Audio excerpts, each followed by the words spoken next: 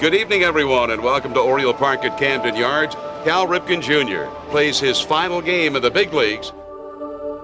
Surrounded by his family and those who were there only in spirit, it was time to say goodbye to a game and a city that loved him in a way few ball players ever get to know. Thinking and reflecting, this is your last time. Feelings get really strong. It's not a bad thing. I'm ready. But thousands of his fans told him just how much he would be missed. The outpouring of love from the stands, from everywhere you turn today, it was just great.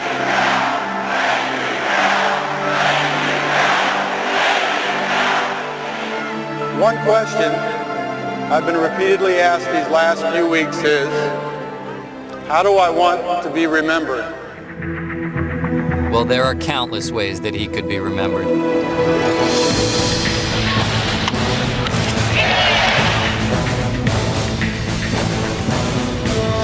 legendary number 8, Baltimore's own Cal Ripken Jr. Ripken swings and there it goes!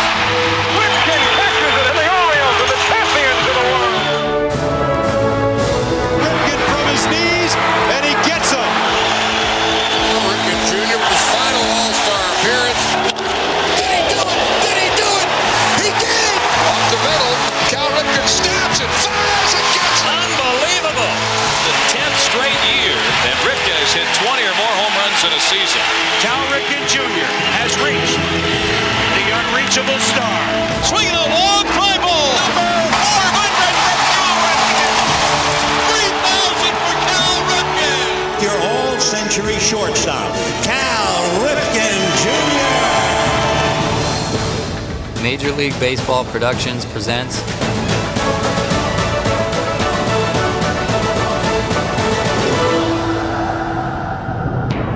Cal Ripken Jr., the Ironman's legendary career.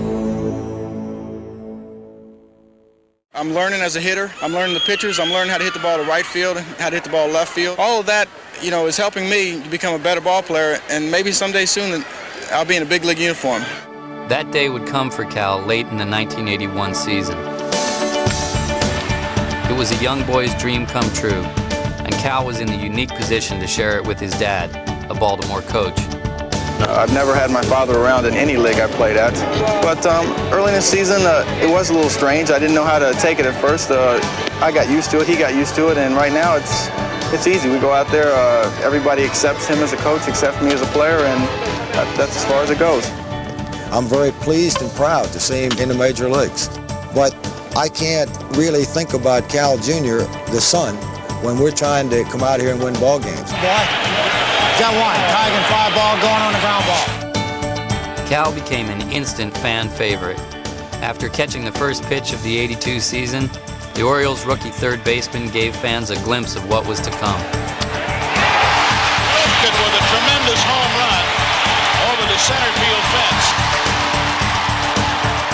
I think I'll hit my share of home runs. I can't say 20, 25. I can just say I'll hit more than my share, I think.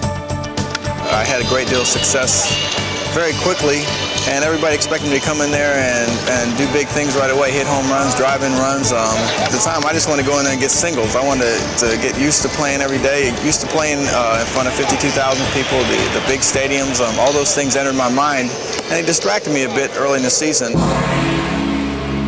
Cal fell into a slump, the kind that makes rookies question their ability. But some timely words from a future Hall of Famer helped stabilize Cal's confidence. At the time, I was going through a period where everybody was trying to give me advice because I was struggling, and Reggie just came up and said, look, I know what you're going through. Just go up there and be yourself. They know you can play. Everybody in the stands knows you can play. So go up there and do what you can do. Be yourself. And that seemed to be the right thing at the right time. The only thing that I can see right at the present time, he's just got to go out and play and get the experience. And the more he plays and the more experience he gets, I think the easier it's going to be for him. And Father knew best, for as the season developed, Cal began to blossom, both at the plate and in the field. Cal Ripken, he'll have to hurry. Got him! But Baltimore's brash manager, Earl Weaver, wasn't convinced that third base was where Cal should play. And so he made a brash decision, one that would have historic implications. Earl took a chance and decided he was going to move me to shortstop. I had no warning. I didn't take any ground balls. I hadn't played shortstop in 2 or 3 years. And all of a sudden now, I went back to the position. He said, don't worry. He said, I just want you to make all the routine plays. And as you get more comfortable, then you'll start, playing the way that you remember how you play. What a play by Cal Ripken. The organization really wasn't, there were more that thought that Cal was too big or maybe a little too slow to play shortstop, but his range was good. I knew that from hitting them ground balls. But took a lot of talking and giving in both sides, here, there, the other thing. I said, well, let me just keep him in there till I satisfy myself. Well, we caught fire. With Cal at shortstop, the O's began to roll. At one point, they won 17 of 18 games. With 1 game left to play, they found themselves tied with the Milwaukee Brewers for the division lead. Emotions ran high, for Weaver had announced his retirement. The O's had won the series' first 3 games and now needed a sweep. But the Brewers won the game and the division, and an era in Baltimore came to a close. Yes, no, Weaver is crying, and you can understand it. But another era had begun. For with 28 home runs and 93 RBIs, Cal Ripken Jr. was the 1982 Rookie of the Year.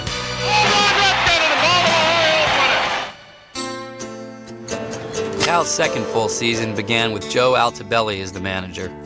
Cal took the decision in stride, knowing Joe had beaten out his father for the position. Naturally, I was pulling for my father to get the job. I feel he was qualified for it. It just seems that he's worked so hard in the organization, and I come along and I get all the breaks the family deserves, I guess. Cal didn't need any breaks his sophomore year. At the age of 22, he played like a seasoned veteran and was selected to his first of many All-Star teams. From the Baltimore Orioles, shortstop Cal Ripken Jr. Where the American League broke its 11-game losing streak. There it is, the first grand slam in All-Star history. From that point on, Cal and the Orioles lived a charmed life. This time they won their division, and after the Chicago White Sox took the first game of the championship series, the Orioles won 3 straight. And the Baltimore Orioles are the American League champions of 1983. In the World Series, Baltimore faced the Philadelphia Phillies and rode their starting pitching to a 3-1 lead. Cal then got to close the door behind Scott McGregor in Game 5. As I remember, Scotty was pitching, he was cruising along in the ball game. Maddox was up, and it was an inside fastball, and it jammed him, and the ball came down into my glove. Ripken catches it at shortstop, and the Orioles are the champions of the world. I had that ball in my glove. I wasn't going to let it go for anything. I still have it at home. Scotty pitched a shutout, but I wasn't giving up the baseball. Cal was a world champion and the American League MVP. He was also changing the nature of his position.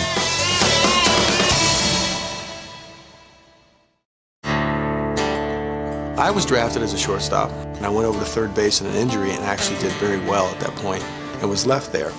Once I got to the big leagues, they traded Doug DeSensei for Dan Ford to make room for me. Earl Weaver called me up and he said, "You got traded, Doug." I told him that Cal was going to play shortstop and you're the third baseman, and the organizations wanted Cal to play third. They thought that my size was going to work against me as a shortstop. Earl took a chance and decided he was going to move me to shortstop. You know, you can turn back the history books and you look at that. Earl was pretty bright in his move. You get a shortstop that can hit the ball out of the ballpark. What an asset it is. And Cal hit the ball out of the ballpark at least 20 times in each of his first 10 years, a big league record for shortstops. Cal's big. I mean, Cal is 6'4" to 6'5", 230 pounds. Cal looks like, I played football too, he looks like a tight end.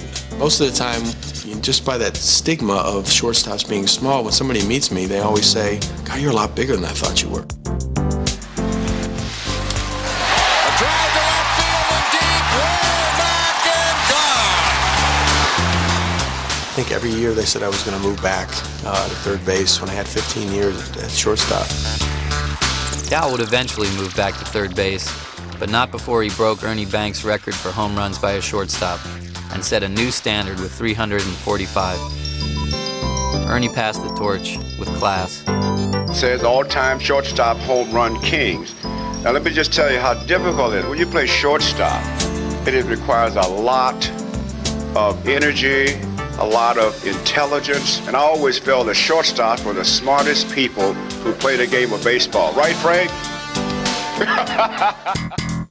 Cal also came up big in the field. You know, he'd come across at the pivot and make a double play.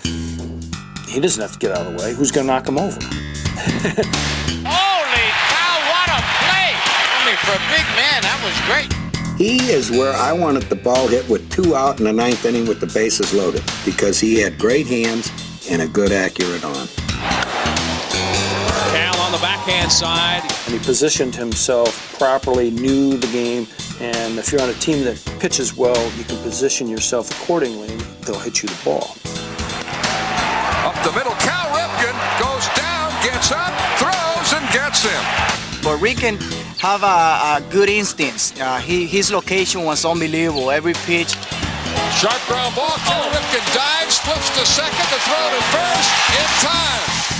Every time they got a different hitter, he was in the right spot. I did a real study of defensive positioning and saying, okay, I got this much ground to cover. Let me figure out how I can limit that ground. Okay, let me cut it in half by my knowledge and my anticipation, what the pitcher's going to throw, what the tendencies of the hitters are. You factor all those things in, and all of a sudden now the probability where they're going to hit the ball is on this part of the field. Cal's calculations added up to a .996 fielding percentage in 1990, the highest ever by a shortstop. Oh, look at Ripken. Beautiful play by Junior. He also set the record for efficiency, accepting 431 straight chances without making an error. Fires across. He got him. What a play by Cal. Cal's size, strength, and overall ability made him the prototype for today's shortstop. When you look at shortstops today, I think he was the beginning of a breed of shortstop that has been able to blend power. There's a long drive to the goodbye. And great defense all rolled into one. Swung on in line. Another leaping grab by Garcia Parra. Saves the day. He's just a class act. I mean, I have so much respect for him. It's unbelievable what he does. Cal Ripken was a big idol of mine growing up because he was a big shortstop. I think he paved the way for the taller shortstops of today. You know, I feel very honored to actually get credit for that, or get some credit for that. You know, I'm bigger for the position and whatever else, but that's changing. Cal was so unique in his era because he was the only guy that can really hit the ball out of the park with a lot of consistency. And that's something that I dreamt about. I wanted to be just like Cal. I don't know how much of Cal there is in me. I just think it's embarrassing when they put Cal Ripken and Alex Rodriguez in the same sentence, as obviously he's the very best of all time. Alex Rodriguez is a big, powerful guy. Hits the ball very hard, but at the same time, he covers all the ground. He's got great range. He's got a great, strong arm. Swinging a ground ball deep short. Stopped by Rodriguez. The long throw. He got him. I've seen him play ever since I was 6 years old. He's an older man now, and I always kid him about that. Hits a ground ball back up the middle. Diving Rodriguez to the short. Cal Ripken stabs it, fires and gets it. But you want that kind of player that hits in the middle of your lineup, that drives and runs. It just makes your whole team better. It's my boy. It's my son. Drives this one deep to left field. Gone! A grand slam. 10 RBIs on the night for Nomar Garcia-Parra. And I think he opened many doors for us, like myself and other big shortstops in the league, that didn't give up on us after a year. Derek Jeter with one of the most unbelievable plays you will ever see by a shortstop. We can be big and play shortstop and hit. If you have someone that has the defensive skills, up the middle you really want strong defense, but now you bring the offensive tools to the table, you have a special, special player, and all those guys are those type of players. I mean, the way he's played the game for so long and been so consistent, so durable, and such an ambassador of the game of baseball, it's been a joy for me to watch.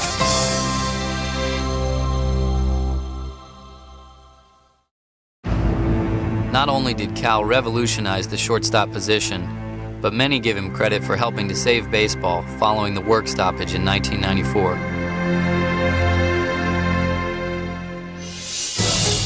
Baseball was desperate for a hero, and Cal gave them an American folk classic as he closed in on the streak. The consecutive games played record was a 13-year epic, one that began when Cal was a boy and ended with him a grizzled vet. Start to finish, it was amazing.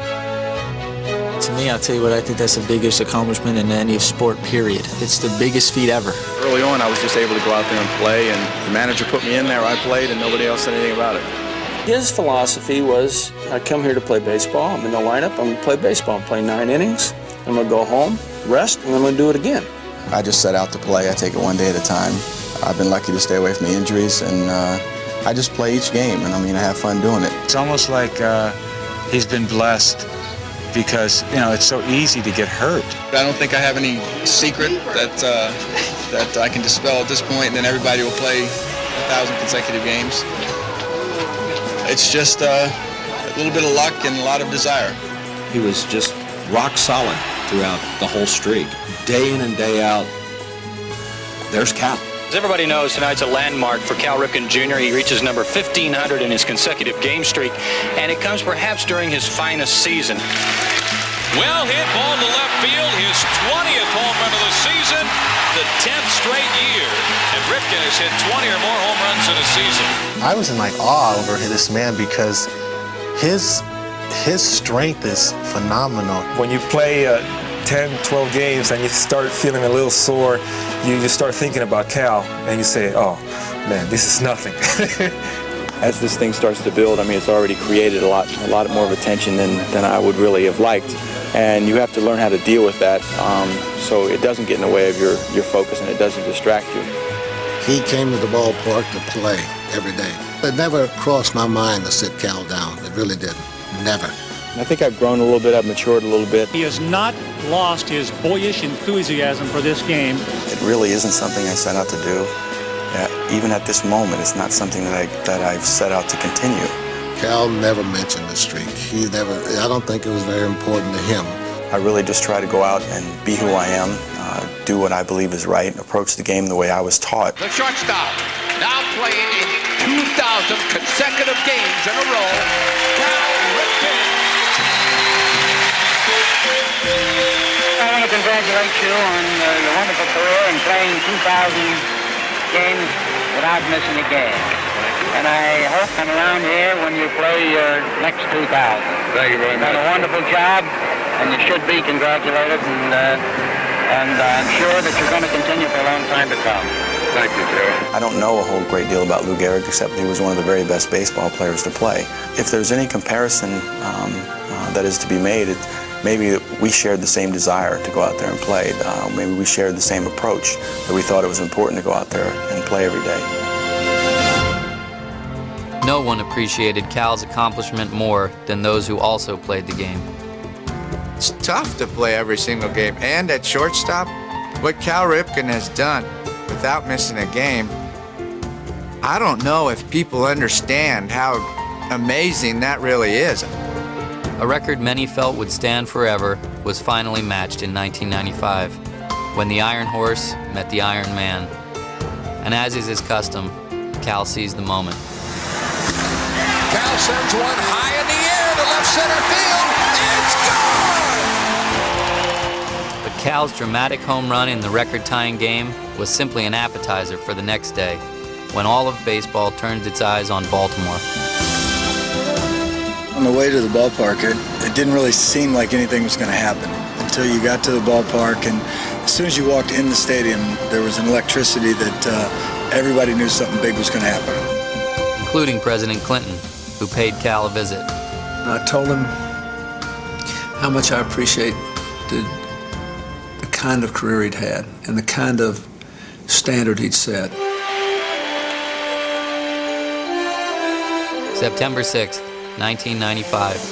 Cal's family and almost 50,000 friends were on hand to witness history.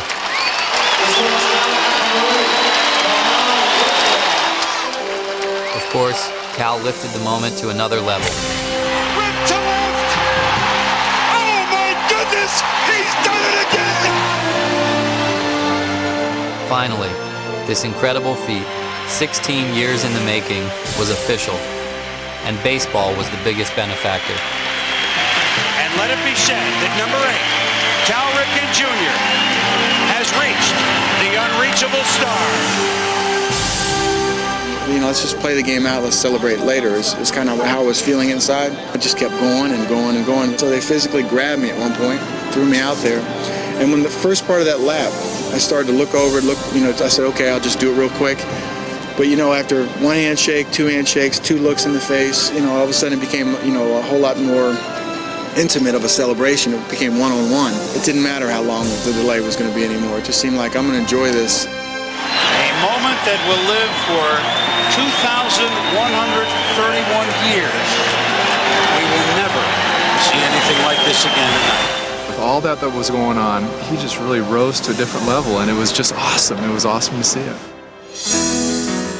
The streak, of course, kept going for 3 more years until Cal stopped it at 2,632 on his own terms. My initial idea was just to do it the last day of the season. But my wife talked a little sense into me, and she said, if it happens, a lot of people will care about that. Even though you downplay it, a lot of people can relate to what you've gone through all these years, especially the people in Baltimore.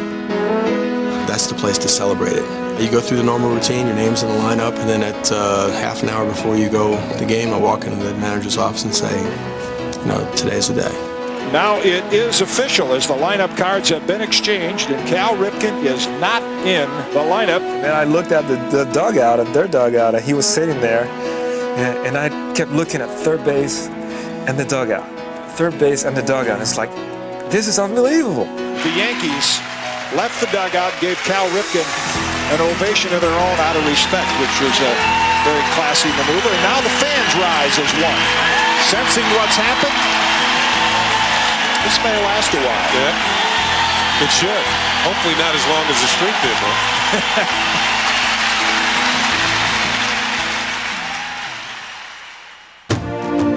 So why exactly was it that Cal took the field so many games in a row?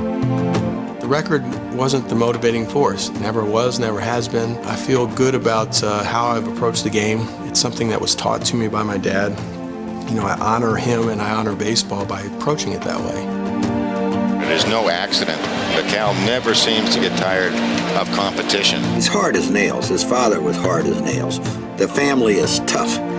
There was never any doubt who influenced Cal. His mom was baseball, his dad was baseball. He's taught baseball his whole life. Cal Jr., from a very, very, very early age, always wanted to be with his father. Cal hung on every word his father had to say. He went to him, particularly with baseball.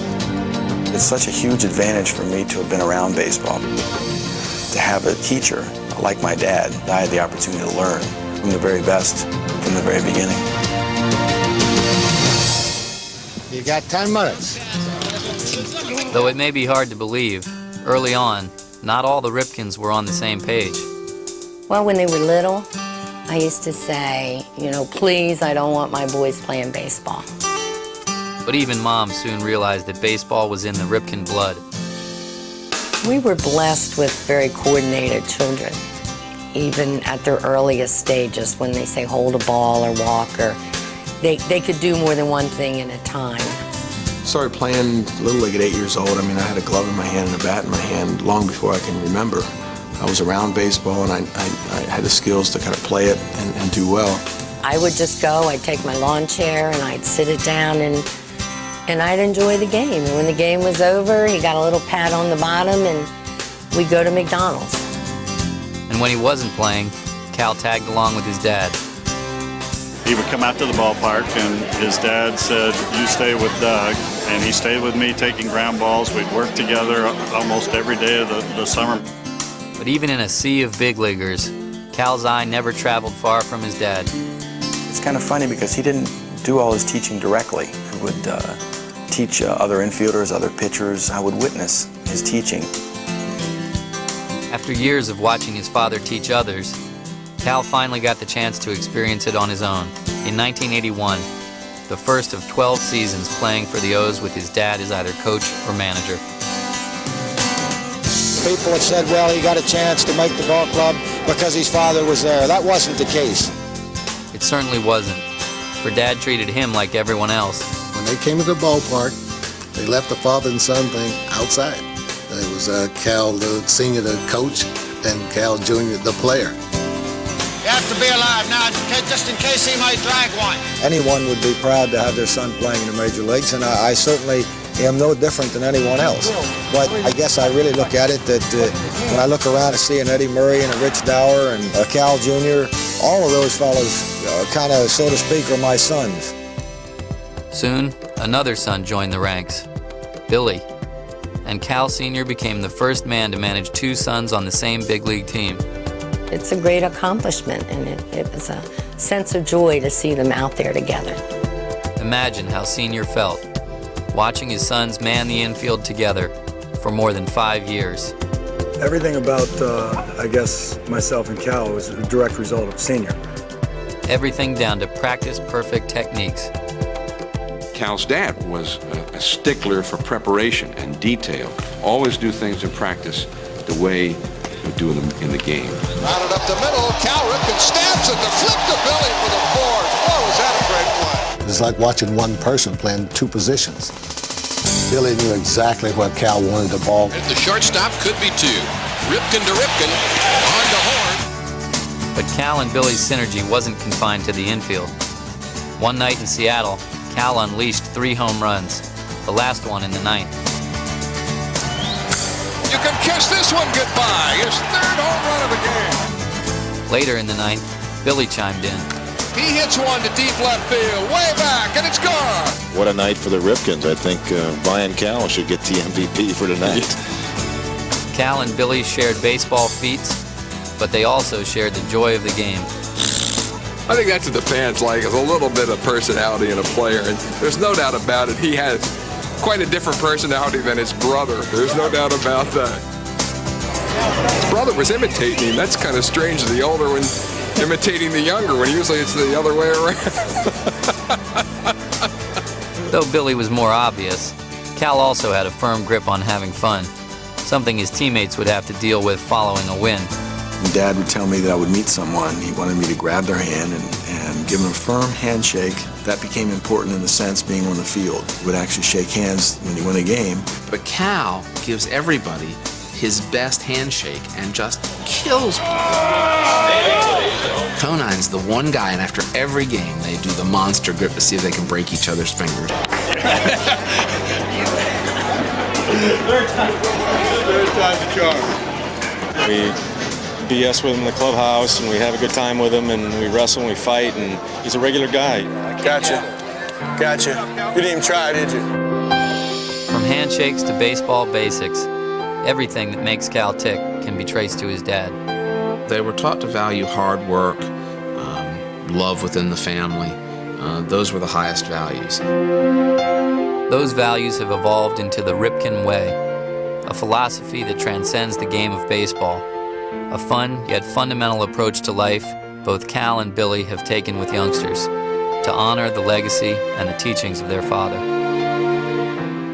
I just remember him always saying he had to get his work clothes on, and he was so happy when he got to the ballpark. The first thing he had to do was put his uniform on. So every time that I sat down to perform the ritual of getting dressed into your baseball uniform, it was easy to think of Dad at that moment. Which is why, when Cal put the uniform on for the last time, the Orioles made sure to acknowledge his dad. Cal, in honor of your father, who played such an important role in the Orioles organization, Mr. Mitch's Angelos had this portrait commissioned as a retirement gift for you. Before the game started, they did unveil a portrait of my dad. One that was very well done, that seemed to jump out. His likeness seemed to jump out. And it was right in my eye line, and I was looking at it. It was a very powerful image, very real. Everyone who knew him and was around him intuitively understood that he would appreciate praise for his father far more than he would appreciate praise for himself. And that the single most moving thing by far for Cal and for people around the team was the unveiling of a Cooperstown-like bronze plaque in the dugout. And Cal said afterwards, if you want to make me cry, just keep asking about that. Senior dedicated his life to baseball and passed on his respect of the game to everyone he coached. Honoring family has long been a Ripken way, and Cal now sees a chance to step up to that plate. The big things that I'd like to be able to accomplish is to be there at dinner time with my family every single night, to take my son to a Little League game. Remember my dad, don't you? This reminds me about when my dad was teaching me. My dad taught me many, many good lessons. A lot of baseball lessons, a lot of other lessons. For Cal, the past is prologue, for there are many lessons to be taught. The teachings of a father, the teachings of the Ripken way.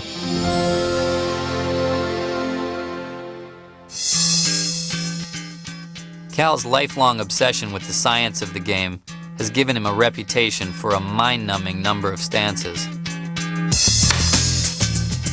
I mean, early on, I just would stand straight up. I'd be slightly in, and my hands would be in this position, and I would dive towards the plate. Sometimes you get too excited, you get your hands up in the air, the bat would go in this direction. So to stop me from doing that, I would do this first. Then when the ball got ready to be pitched, then you would bring it up to this position as opposed to this position. Some of the other things to stop wrapping the bat would be to just lay your bat flat on your shoulder. This would be a nice relaxed position. Keep your bat in a position to go like this, drift that way. So when you get ready to pitch, you would just simply pick the bat up. Sometimes when I felt like I was striding too far in out of this stand-up stance, I would kind of get in like this, or kind of move in like this, and I would kind of lean over and crouch and lock myself in. Now, as time has gone on, I changed some of the basic principles of me as a hitter, as a stand-up hitter. There was one stance called the walking foot. Your feet position, you kind of walk it back. It goes boom, boom, boom, boom. Now it feels like your head is so far this way that you can't see, but you really can see. And I'm wound up like a rubber band, and all of a sudden you can really come through with some force. And that really worked for a period of time. One of my other really extreme ones was the violin. Had trouble waiting on breaking balls and change-ups. So I basically tapped my bat over here so I could cover the whole plate that far out. Instead of doing this and all this, I just decided to play the violin. Watch that little pump by Ripken. See that? Oh, you need a trigger to start your swing. That's the beauty of baseball. I mean, we can laugh about it and joke about it. And some people can actually put me on all those different TV shows and kind of examine the ridiculous kind of stances that I have. But it's all about success and results, and it's all about getting comfortable and being yourself. And that's who I am. That's basically it. You remember anything else?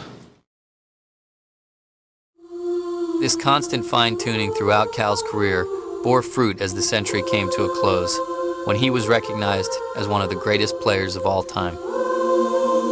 When they had the celebration for the All-Century team here in Boston, I sat there and looked out and looked at all the different faces and the different people that were lined up on the field. Baseball has evolved, baseball has developed. There's a rich history there. But when you looked on that field that particular night, all those guys had played on this field. And we competed on this field, so we all had that in common. And I thought it was a really cool night. An all-century player from the Baltimore Orioles, Cal Ripken.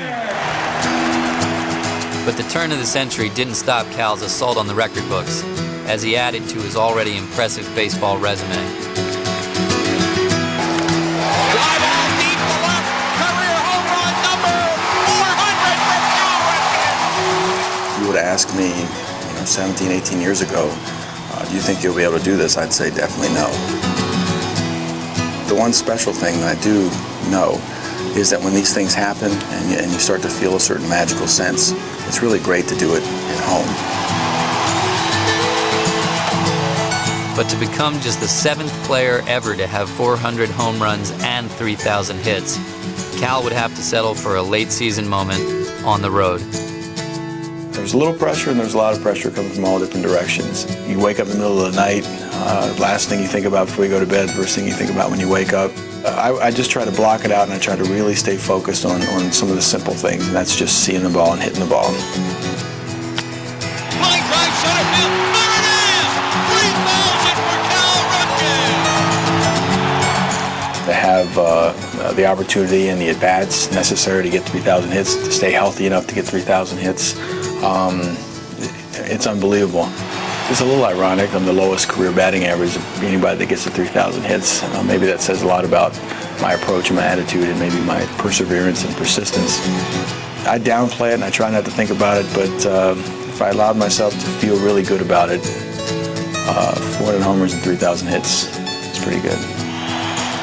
And with his family looking on, the timeliness of the moment was not lost on Cal or his mom.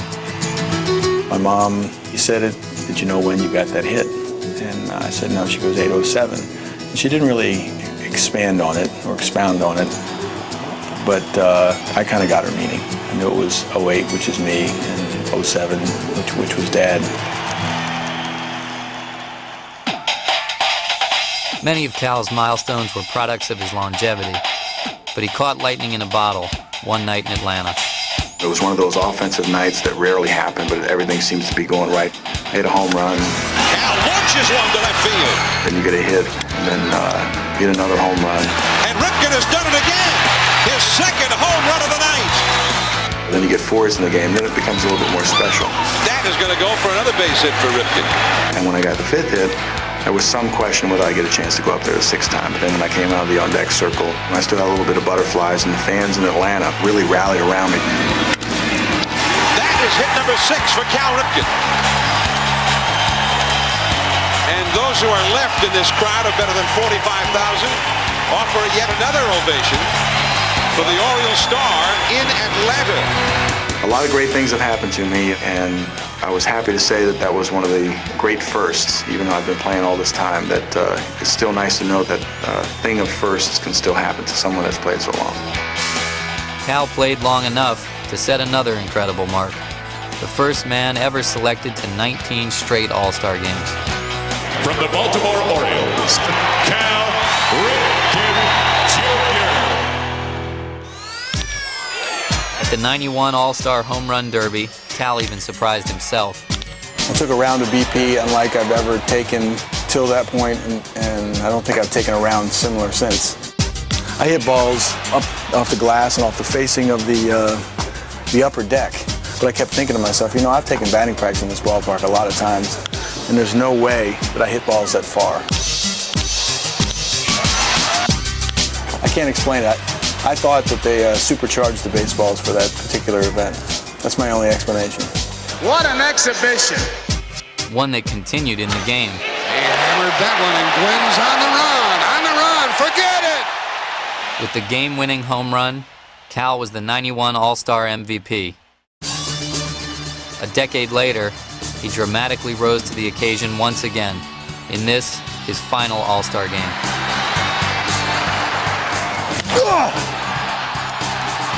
Rips one. Goodbye. Ripken homers in his final All-Star game. And you have just one opportunity, in front of an excited baseball crowd and feel the electricity and feel the magic from the moment. I mean, that's everything. And on top of all the other accolades for Cal Ripken, he is the first American League two-time MVP winner.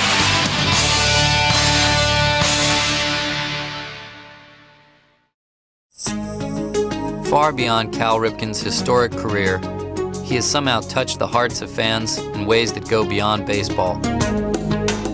Perhaps it's his embodiment of the American work ethic that has made him such a compelling ambassador for the game.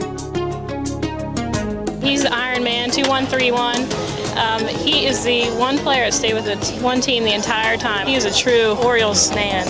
He's not fast, he doesn't have much hair, and he just goes in there every day like 99% of all Americans, just does his job as well as he can. That happens to be better than most. It's good to have somebody that comes to work every day, just like we all do here. Work hard, good citizen, good person all around. If you had to pick one guy you wanted to be the ambassador for baseball, I think Cal Ripken would be most everybody's choice. Well, I think the most impressive thing I've seen him do, putting aside the athletic performance, when everyone else is going to the locker room, all by himself, just signing and signing, laughing and having a great time with the fans. All right. Now we got. Thank you, Mr. Ripken. I have never seen any other player do that. He gets as much out of the autograph as a fan gets. How old is your little man? He's going to be 2 in September. When you're in the middle of it and you see the genuine excitement and you see the face light up, there's a great feeling there. He attempts to have a conversation of some sort with almost every single person who asks for his autograph. You out of school yet? It's a way for him to connect with fans and to say hello to them and thank them. What do you think of Yankee Stadium? Pretty cool? The autograph serves as an icebreaker. You get to talk and you get to ask questions and answer questions and just be a person. That's very one-on-one. Can you imagine what that does? You stayed after to sign my autograph. What that means to hundreds of thousands. I don't know what the numbers must be. That's extraordinary. You venture a guess how many autographs you signed? 20 plus years. 15,000 a year. 15,000 a year. It's a lot of autographs. It's obvious that Cal loves the game of baseball and the people who make it work. So it's really no surprise what his post-baseball plans would be. What do you do after you stop playing baseball? Well, the person that he respects the most was his dad, who was a coach and manager, so that's the obvious role model. The inspiration for baseball camp probably goes back to my dad's life in baseball. His influence is everywhere. The value of spreading the information about baseball, to passing the craft of baseball on to everyone. A few trips to the Far East helped further inspire Cal's vision. I was fortunate enough to go on 3 trips to Japan. And to me, every time I went over there, I said, God, the Japanese people are as crazy about baseball as we are about baseball. And my feeling was, wouldn't it be really good if we could take it beyond just this trip? We pick a location that we can bring Japanese kids over, we can bring kids from the mainland, and we can actually teach all the kids from the islands. And Hawaii is a very good central point to bring together people. So the idea was born. We called up Hideo Nomo, because we needed some help, especially in Japan. We formed a partnership and very quickly put together this camp. You guys got to get in the field. Let's go. Is this your bat? Yeah. I stole it. The camps are designed to be fun, but also to reinforce the foundation of the Ripken way. Base running is part of every single game, and you need to take certain things so you can apply it in the game. We have When we do clinics in general, you want to be able to teach a kid maybe one thing. If you can get each kid to take away one little thing, that might make him just a little bit better of a ball player. That's your goal. Nice! Side hand down here. So we're going straight through ball. Major League Baseball gave me a platform. It gave me a certain influence to the kids, a certain influence to the public. And it's a great opportunity to go out there and pass that knowledge that was given from senior that we've continued to add on to, and pass that on and be the baseball encyclopedia for a bunch of other kids. All right, go get them. That the Ripken boys are carrying on the teachings of their father comes as no surprise to those who know them. It's just an unusual and unique family in that their contributions are very substantial. It would be well if such families would be in every community, as the Ripken family has been here in Baltimore. Cal grew up in nearby Aberdeen, and he's found a way to give back to the city he called home. The name Ripken is synonymous with Aberdeen. They're like the first family. I mean, I may be the mayor, but they're the first family. The First Lady of Baseball, Miss Violet Ripken. A graduate of Aberdeen High School, Cal hasn't forgotten his roots. Because of the generosity of the Ripken family, Aberdeen High School has been blessed with a new state-of-the-art baseball facility. All right. Good luck to you guys. The street came around. Everybody was walking around the hallways with their heads up, knowing that somebody accomplished something like that, came right from the same halls that we were walking, you know?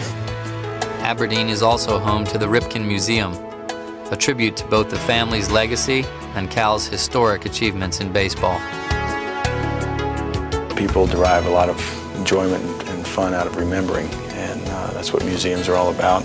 I'm very proud to say that putting together the architect, the history, the archives, the artifacts, we were most pleased when a group of individuals came down from Cooperstown, and they said to us when they left, "You have done it right." But Cal's most significant tribute to both his hometown and his dad is a state-of-the-art baseball complex. Aberdeen, we know is going to be a place for baseball. It's going to have a minor league team. It's going to be a form of entertainment for our local community. With the Ripkens involved, it's no surprise that the design of the park makes it fan-friendly for everyone. This right here is home plate, and you can see how close we are to the first row of the seats. So the neat thing about this ballpark is there's not going to be a bad seat in the house. And when his colleagues chipped in additional funding, Cal's dream of a baseball academy was born. When Babe Ruth renamed their lower division Cal Ripken Baseball, I had visions of making a permanent site for my World Series, a site that would really bring value and tribute to the game and allow the kids to really compete in a really special stadium. And so it's going to be a mini Camden Yards there, complete with a warehouse. There's also going to be an academy component where there's going to be dormitories where kids can come and stay overnight and have a camping experience, but at the same time during the day, they'll learn baseball and enjoy baseball. Oh, yeah, bring it on back. An incredible opportunity for kids to come and play in a facility that really feels like a big league facility. To me, Camden Yards is the centerpiece of the entire Youth Baseball Academy, scaled for 9 to 12-year-olds. These are a series of 5 mini youth-sized playing fields. Those fields will be a mini replica of Fenway, a mini replica of Wrigley, a mini replica of Yankee Stadium, maybe Ebbets Field. And the idea there is, again, to bring the feeling that those special stadiums provide to the few of us who get a chance to play in there, to bring that down to the kids, let them feel it and let them experience it. It's going to be a real special place where baseball is going to be learned, but I think the real cool part about it is when the kids leave that place, they're going to say, I've never been to a place like this. As the Ripken legacy began to take shape, his baseball career was coming to a close. 21 seasons, more than 2,900 games. But would 2001 be the year time finally caught up with Cal? I just had a little minor injury at the end of about a week ago. Yeah, but you'll be okay. That's why they call it the Ironman, right? Yeah, I guess. After I broke my rib, I played 2 days later. Oh, man. I guess I'm not the Ironman. Oh, there's no games going on. Spring training. I'm going to go out and run and let the pain be my guide. Throw a little bit. I'm not allowed to hit. I'm not allowed to take ground balls yet. I'm hurt. I can't play. I got to watch. So instead of sitting there being sad about being hurt, I kind of try to open up your vision to things that you wouldn't have learned otherwise. Use more latitude on letting him get the ball. Big Mac, how you doing, man? Good. Good. How many at-bats do you need for spring training? I need to know because I haven't had one yet. Spring training has been reduced to running the bases for me. All right, I'm scoring. There he goes. Right foot, I hit it with my right foot. Right foot. Then the next week, I should be playing more. I should get my 25, 30 at-bats. I think I'll be ready to start the season. And when the season began, Cal was there, despite the pain. Ground ball, Ripken away out to his right from his knees. How about the diving play you made there? That one tests the ribs, the back. Well, I did have a shortened spring training, and you don't know for sure whether you're ready once the season starts. Then bang, right out of the chute, you're diving. So if you end up getting hurt, or if you end up playing, that's a result of it, then that's part of the game.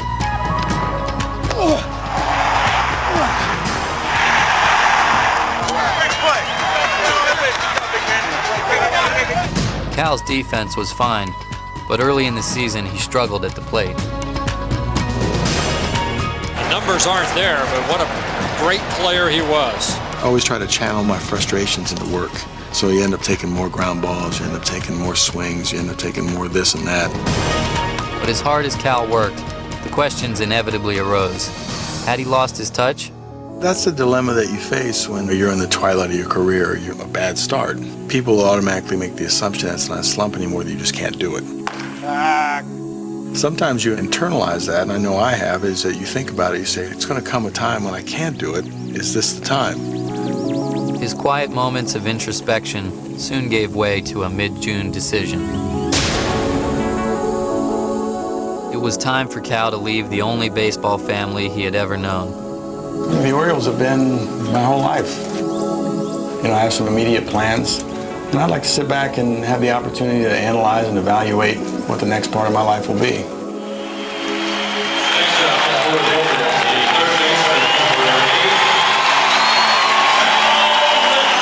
I think now I'll appreciate things a little bit more, and I look to enjoy that, and I look to enjoy all the experiences.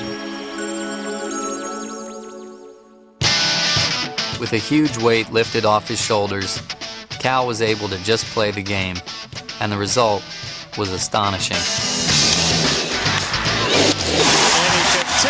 a blister away at the plate.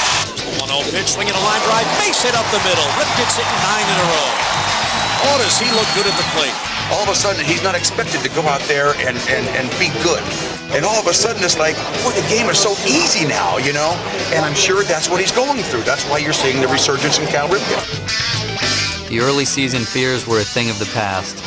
With his stroke back intact, it was the perfect time for Cal to turn up at his 19th and final All-Star game. I feel riding a hitting streak going to the All-Star game. You know, the All-Star game could be all right. And in Seattle, his fellow All-Stars got the chance to pay their respects to a living legend. You had an impact on me. At the time, I didn't realize it was going to be as profound as it was, but I appreciate it. And everything you've done for the game. Cal also got a special thanks from perhaps his greatest admirer. Cal Ripken is obviously very special to me. And I said, what can I do to make this event better and really honor him for the great shortstop that he's been? And he thought this year should be the year that Cal Ripken Jr. should finish as an All-Star and start this game as a shortstop. So I called Mr. Torrey up and I asked him about the idea. He thought it was fantastic. As soon as I got into Seattle, he said, we're on. And we'll see if Ripken is accepting. Hey, you on my spot? That is my spot for one inning. So, yeah. You're going to shortstop for one inning. I'm not going to shortstop. You have to. I don't want to. Look at Skin. Look at Skin. I don't want to go. Hey, he has to. Hey, one more time. They want you one inning over here. I must have been the only one in the whole country that didn't know what was going on. And I was scared at first when he came over and said, you know, let's switch positions for an inning. And I said, this is not the time or the place to actually do that. And I don't want to do it. I don't want to do it. That's already done. The whole stadium knows. Give me some. Give me some. The whole stadium knows. I'm the third base. You got to go to short for one inning. You knew he wouldn't want to go. And so he went over there, and it was great. Hey, strike him out. I think he just said to Roger Clemens, strike him out. Don't have him hit it up the middle. Hey, where do I play? And it felt really good just getting that glimpse and kind of going back in time because I did play most of my career from that perspective. It was nice him going over to third and me going over to short just for that short period of time.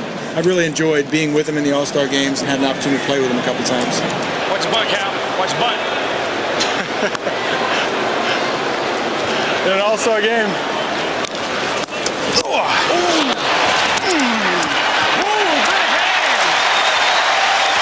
Hey, you trying to get him in there?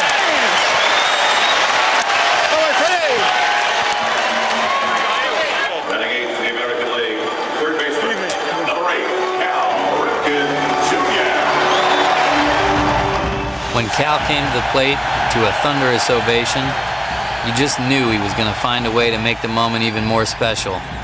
After all, he always does. He steps out of the box and waves to the crowd his final All-Star appearance. And listen to this. High fly ball to left field. Did he do it? Did he do it? He did! Cal Ripken Jr. on his first at bat and his last All-Star game hits a home run. Who wrote this script? Cal hitting that home run was, you know, I mean, that's a dream come true. He can't write a better script than what happened.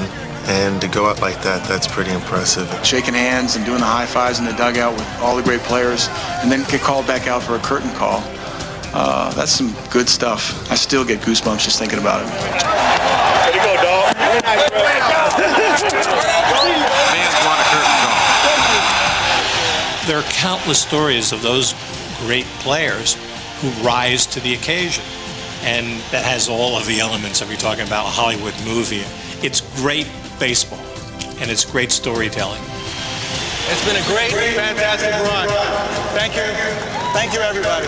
Thank you.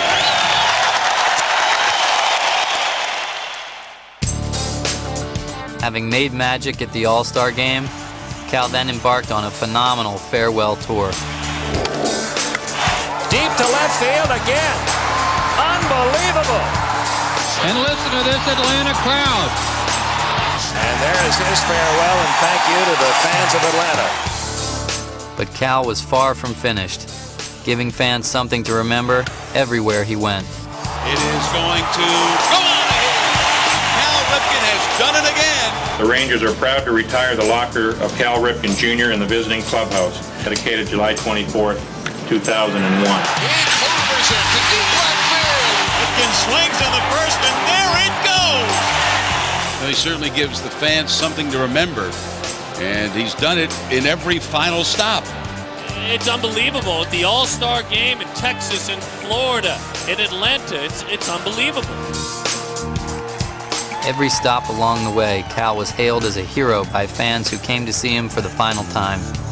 But Ripken has always been a reluctant hero, and his only justification for so much adulation was that it was good for the game. So sometimes it's a little bit uncomfortable when you receive a lot of attention, but to me, if this is a good thing about baseball, then I'm willing to go through with it and pay tribute to baseball in that way. Thank you.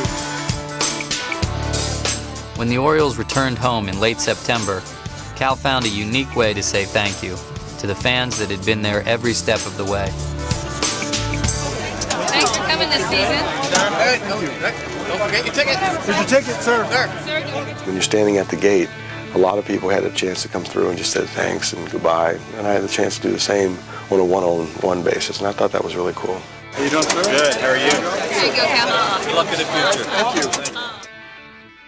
Later that night, once the game began, Billy got the chance to show just how close he really is to his big brother. I'm going to be a prognosticator. Well, he might as well go bridge. He might as well go. I'm going to drill deep to left field. Going back, Spencer on the track at the wall. He leaps. Gone. I told you! Home run for Cal Ripken. How many times do I have to say it? He rises to the occasion one more time. It doesn't get any better than that. An amazing story being written by Cal Ripken Jr.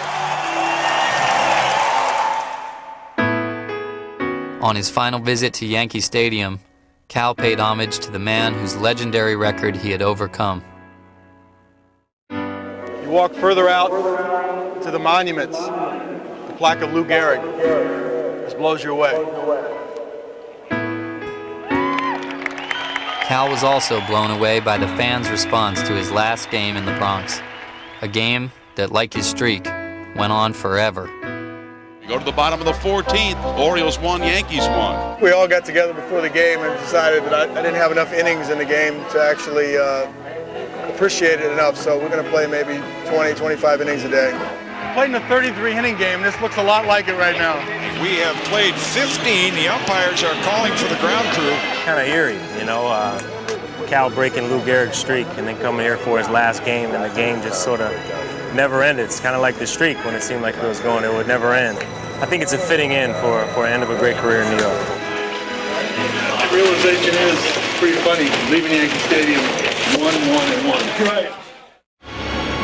Then it was time. Cal's last game in baseball. The moment had finally come. Good evening, everyone, and welcome to Oriole Park at Camden Yards. It's the final Orioles game of the season, but also a special game in the career of Cal Ripken Jr.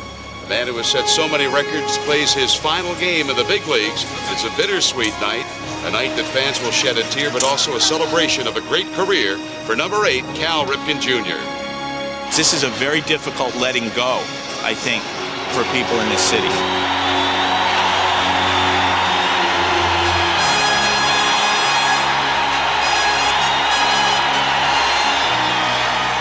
It's extraordinary in today's world to ultimately, grow up in that region, be in the minor league system, ultimately come to the major leagues and play his entire career in that city. It's pretty extraordinary. It comes down to this. Cal Ripken on deck, runner at second.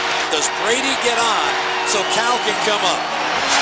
Everyone in here, all that are on the field in the dugouts, know exactly what the sense of drama is here. 3-2. Swing and a miss, strike 3, it's over. So Cal Ripken's career ends in the on-deck circle. Good try, man. That's more pressure than me. I was thinking, wouldn't it be nice if he got a last at bat, whether he actually got a hit or he made the last out, but it happened to be him. One of those symbolic things.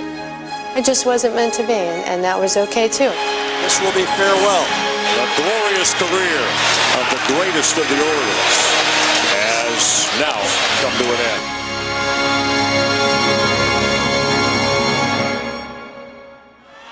As a kid, had this dream. And the reality far exceeded the dream. I was always an Oriole fan, and I've always wanted to be an Oriole. As far as a baseball player, I couldn't imagine myself being anything but an Oriole. People ask me, how do you want to be remembered? And I always give the same answer. I always say, I'd like to be remembered as a gamer. That commitment to the game, to the fans, on a day in and day out basis makes Cal Ripken so special. The adulation was for a guy who just showed up and gave 100% every single day for years and years and years. He was baseball's everyman. The guy just every day comes out and is ready to play. Day in and day out, doing the job. Within that struggle, there are challenges that you have to face every single day. Not complaining, coming to bat, doing what you can, pack your bags, move on. Showing up to play baseball, showing up to be there for the team has always been part of the essence of the approach that my dad taught me. That's what made him one of the greatest players of all time, is he had something inside of him that would not let him take no for an answer.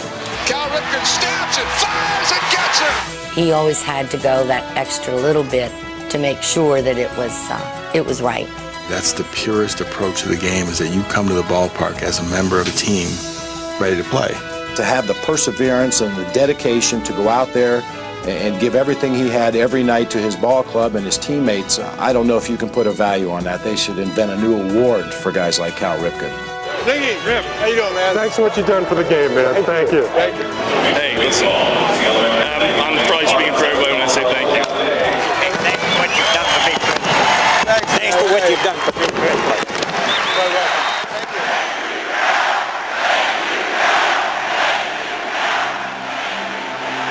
Cal has symbolized for the fans of America values. His personal qualities have now become much more important to the American public than any record he's ever achieved, including the Gehrig record. He loves to play. You can see it all over his game. He's like a little kid, you know? The thing that motivates me is the joy that I derive from putting my uniform on, getting dirty, taking ground balls, making throws. Cal's great power for people all across America is the authenticity that he exudes. There is something very genuine about the man. He's our guy. You know, this is our guy.